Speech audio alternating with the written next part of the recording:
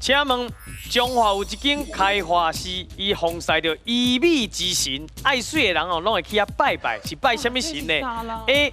月娘神主 ，B. 豆公豆婆 ，C. 地都正娘娘。好，你有40秒的时间。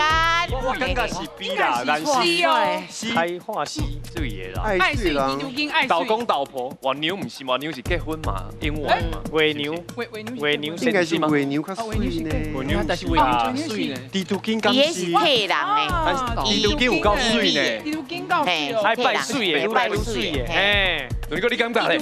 我感觉是豆公豆婆。好啦，豆公豆婆。我嚟感觉是 A。哎，有闲通啊去中华看一对下。啊对啊，同意，够同意。有同意恁的队长无？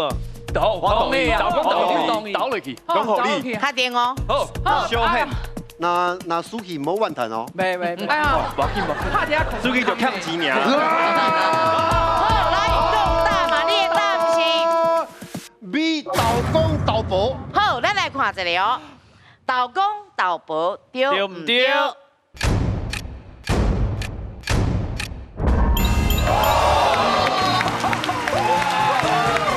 容易哦，摕到1万哦。